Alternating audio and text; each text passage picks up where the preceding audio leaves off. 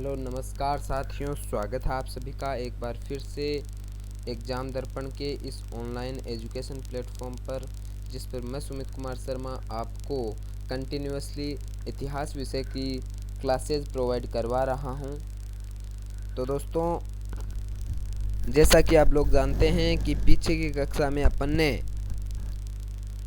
महाजनपद काल के बारे में अध्ययन किया था और उसी क्रम में आगे बढ़ते हुए आज अपन नया अध्याय लेंगे।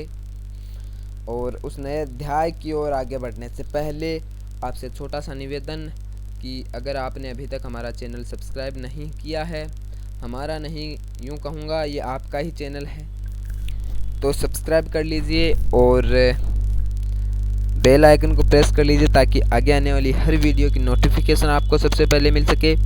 इसके अलावा वीडियो को ज़्यादा से ज़्यादा लाइक और अपने दोस्तों के साथ शेयर कर दीजिएगा। चलिए आज अपन जैन धर्म के बारे में जानते हैं, जैनिज्म के बारे में अपन आज चर्चा करते हैं। क्या है जैन धर्म? जैन धर्म के बारे में अपन चर्चा करेंगे। तो देखिएगा, संस्थापक, जैन धर्म के संस्थापक कौन थे? ऋषभदेव थे। कौन थे? ऋषभदेव इनका नाम था। और यही जैन धर्म के 24 तीर्थंकरों में से प्रथम तीर्थंकर कौन थे? ऋषभदेव थे। इनका एक नाम और सामने आता है, वो है आदिनाथ। इनको आदिनाथ भी कहा जाता है। ठीक है, इन्होंने तो जैन धर्म की स्थापना की थी और यही प्रथम तीर्थंकर भी जैन धर्म के रहे थे। ठीक है, तो प्रश्न किसी भी प्रकार से पूछने वाला पूछ सकता है कि जैन धर्म के संस्थापक कौन थे, तो वो भी थे कौन? ऋषभदेव या फिर आदिनाथ। और जैन धर्म के प्रथम तीर्थंकर कौन थे? जैन धर्म के प्रथम तीर्थंकर थे आदिनाथ या ऋषभदेव। ठीक है, बाद में बात आती है जैन धर्म के तीर्थंकरों की संख्या। तो जैन धर्म के कितने तीर्थंकर हुए हैं? जैन धर्म के टोटल 24 तीर्थंकर हुए हैं। और अपने 24वें तीर्थंकर कौन हुए हैं? 24वें तीर्थंकर अपने महावीर स्वामी हुए हैं। ठीक है, चलिए जान लेते हैं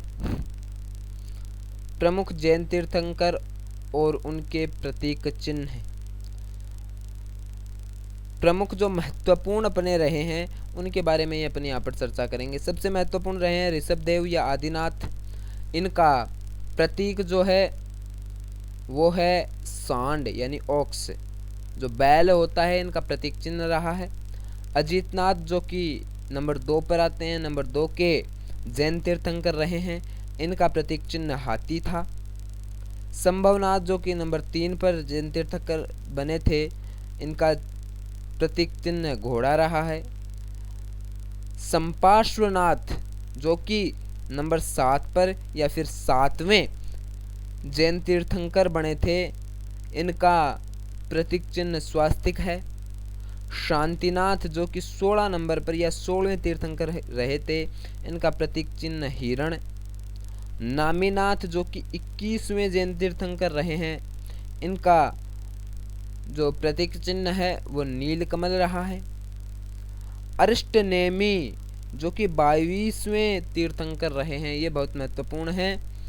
इनका जो प्रतीक चिन्ह है वो शंख रहा है। 23वें तीर्थंकर पार्श्वनाथ रहे हैं, जिनका प्रतीक चिन्ह सर्प रहा है। महावीर स्वामी जो कि 24वें तीर्थंकर रहे हैं, वो सिंह यानी उनका प्रतीक चिन्ह क्या था? सिंह यानी शेर उनका प्रतीक चिन्ह रहा। ठीक है, 2 जैन तीर्थंकरों ऋषभदेव एवं अरिष्टनेमी के नामों का उल्लेख ऋग्वेद में भी मिलता है। ये इसलिए दोनों ही महत्वपूर्ण हैं क्योंकि इन दोनों के नाम का उल्लेख कहाँ पर मिलता है? इन दोनों के नाम का उल्लेख मिलता है अपने ऋग्वेद में, अपने ऋग्वेद में।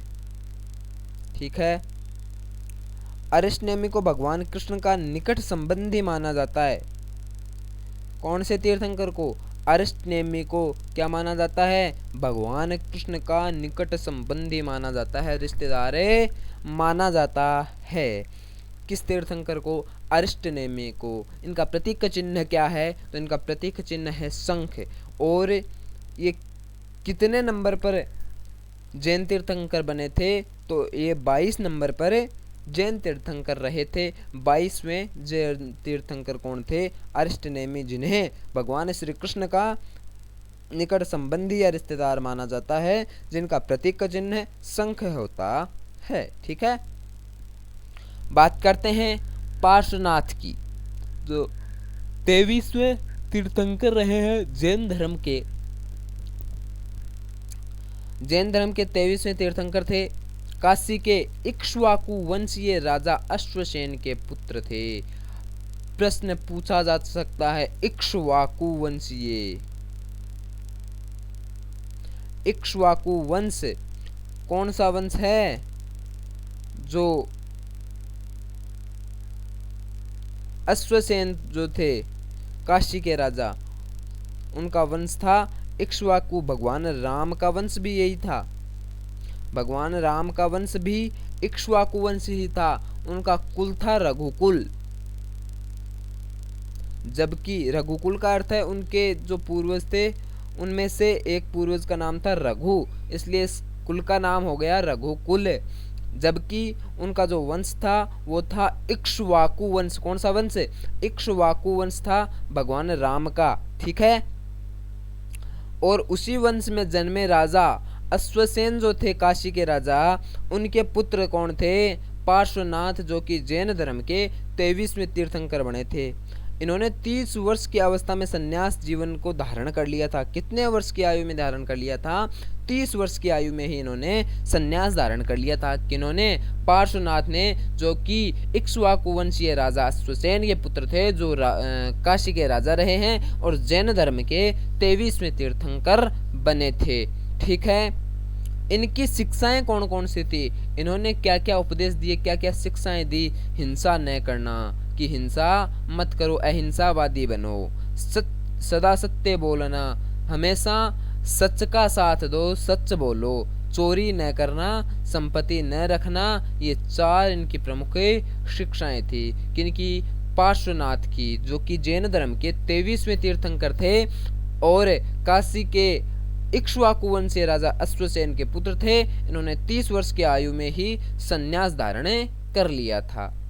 बात करते हैं महावीर स्वामी की, जो कि बहुत ही महत्वपूर्ण जैन तीर्थंकर रहे हैं। ये 24वें तीर्थंकर रहे हैं। 24वें और अंतिम तीर्थंकर भी इनको कहा जाता है। जैन धर्म के अंतिम तीर्थंकर कौन थे? महावीर स्वामी। इनका जन्म जो है वो 540 ईसा पूर्व कुंडल ग्राम में हुआ था। ये वैशाली के राजा के पुत्र थे। किसके? वैशाली के राजा सिद्धार्थ के पुत्र थे। इनका कुल था यात्रिक कुल, और ये जो सिद्धार्थ थे ये यात्रिक कुल के सरदार थे। ये भी राजा के पुत्र थे, यानी सरदार के पुत्र थे। इनके वर्तमान का नाम, बचपन का नाम जो था वो वर्धमान था। इनकी माताजी का नाम त्रिशला था, जो कि लिच्छवी राजा चेटक की क्या थी? बहन थी। ठीक है, इनका विवाह हुआ। इनकी पत्नी का नाम यशोदा था। पुत्री जो थी वो अन्नोजा, या फिर प्रश्नों में प्रियदर्शनी नाम काफी बार पूछा गया है, जिनका विवाह किसके साथ हुआ? जामिल के साथ इनका विवाह हुआ था। ठीक है, आगे बात समझ में। 30 वर्ष की आयु में भाई नंदीवर्धन की अनुमति से संन्यास इन्होंने ले लिया था। इनके भाई का नाम क्या था? नंदीवर्धन था। इन्होंने संन्यास कितनी आयु में लिया, किस अवस्था में लिया? तो 30 वर्ष की आयु में ही इन्होंने संन्यास ले लिया था। 12 वर्ष की इन्होंने कठोर तपस्या की थी।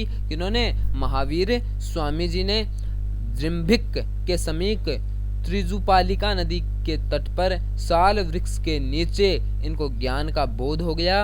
इनको ज्ञान की प्राप्ति हो गई थी 12 वर्ष की कठोर तपस्या के बाद, यानी लगभग ये जब 42 वर्ष की आयु में थे तो इनको ज्ञान की प्राप्ति हो चुकी थी। जिन यानी विजेता, अर्हत यानी पूज्य, और निग्रंथ यानी बंधहीन, ये इनका ज्ञान था। ठीक है, जैन धर्म की विशेषताओं के बारे में अब अपन चर्चा करते हैं। तो जैन धर्म की जो विशेषताएं हैं उनमें देखिएगा, जैन धर्म अपने आध्यात्मिक विचारों को सांख्य दर्शन से ग्रहण करता है। कौन से दर्शन से ग्रहण करता है? सांख्य दर्शन से।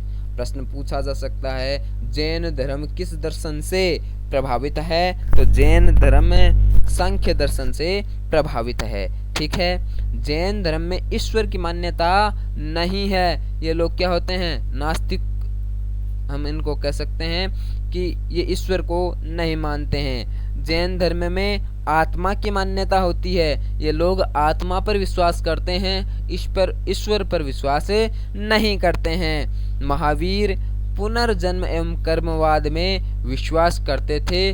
महावीर स्वामी का मानना था कि पुनर्जन्म होता है। भाई आत्मा में जो विश्वास करेगा वो पुनर्जन्म में विश्वास करेगा ही करेगा, सीधी सी बात है। और कर्मवाद जो कर्म करेगा, मतलब कर्म में इनका विश्वास ज्यादा था। ठीक है।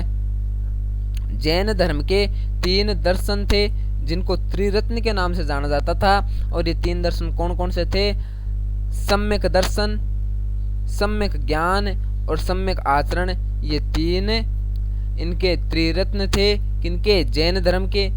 थे नहीं, हैं भी। ठीक है। इस हेतु 5 महाव्रत रखे गए हैं। ये जो 3 रत्न थे इनके रूप में इनके अंदर 5 महारत्नों का वर्णन है। कौन कौन से? अहिंसा, सत्य, अस्तेय, अपरिग्रह और ब्रह्मचर्य। इन 5 महाव्रतों का उल्लेख कहाँ मिलता है अपन को? सम्यक दर्शन, सम्यक ज्ञान और सम्यक आचरण में अपन को इनका उल्लेख मिलता है। ठीक है। चलिए आगे बढ़ते हैं। जैन धर्म में सप्तभंगी ज्ञान के अन्य नाम शाद्वाद और अनेकांतवाद किसमें है? सप्तभंगी ज्ञान। जैन धर्म के सप्तभंगी जो ज्ञान है के अन्य नाम जो हैं वो हैं शाद्वाद और अनेकांतवाद। जैन धर्म का विभाजन हुआ, किस प्रकार से हुआ उसके बारे में अपन चर्चा करते हैं। लगभग 300 ईसा पूर्व में मगध में 12 वर्षों का भीषण अकाल पड़ गया। कितने वर्षों का? 12 वर्षों का। उस समय 2 लोग थे, एक थे भद्रबाहु और दूसरे थे स्थूल भद्र। भद्रबाहु जो थे वो कर्नाटक में चले गए और स्थूल भद्र जो थे वो मगध में ही रुके, अपना स्थान नहीं छोड़ा इन्होंने। भद्रबाहु जो कर्नाटक गए उन्होंने दिगंबर शाखा की शुरुआत की, जैन धर्म की दिगंबर शाखा की उन्होंने शुरुआत की। जबकि स्थूल भद्र जो थे वह मगध में ही जो रुके थे, उन्होंने श्वेतांबर श्वेत वस्त्र धारण करने वाले जो लोग थे उस शाखा की शुरुआत की। कौन से की? श्वेतांबर शाखा की शुरुआत की थी। किनने? स्थूल भद्र जी ने, जो मगध में ही रुके थे। प्रमुख तथ्यों की अपन बात करते हैं तो जैन धर्म मानने वाले कुछ राजा थे। कौन से? उदयिन, वध राजा, चंद्रगुप्त मौर्य, कलिंग नरेश खारवेल, राष्ट्रकूट राजा अमोघवर्ष और चंदेल शासक। ये सभी जो राजा थे ये जैन धर्म को मानने वाले थे। मैसूर के गंगवंश के मंत्री चामुंड के प्रोत्साहन से कर्नाटक के श्रवण बेलगोला में 10वीं शताब्दी के मध्य भाग में विशाल बाहुबली की मूर्ति, गोमतेश्वर की मूर्ति का निर्माण किया गया। ठीक है। मौर्य युग में मथुरा जैन धर्म का प्रसिद्ध केंद्र था। ठीक है। किसी भी प्रकार से कोई भी प्रश्न पूछा जा सकता है। ये जो श्रवण बेलगोला में गोमतेश्वर जी की मूर्ति है, इसको यहाँ पर आप देख सकते हैं।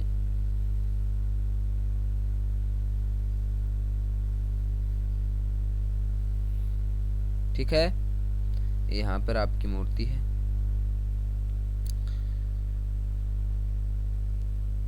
आगे की जानकारियां अपन आगे की कक्षा में लेंगे। तब तक के लिए जय हिंद, जय भारत। और चैनल को सब्सक्राइब कर लीजिए, बेल आइकन को प्रेस कर दीजिए ताकि आगे आने वाली हर वीडियो की नोटिफिकेशन आपको सबसे पहले मिल सके। और चैनल को सब्सक्राइब कर लेना। इसके अतिरिक्त वीडियो को लाइक और शेयर ज़रूर कर दीजिएगा। धन्यवाद। जय हिंद, जय भारत।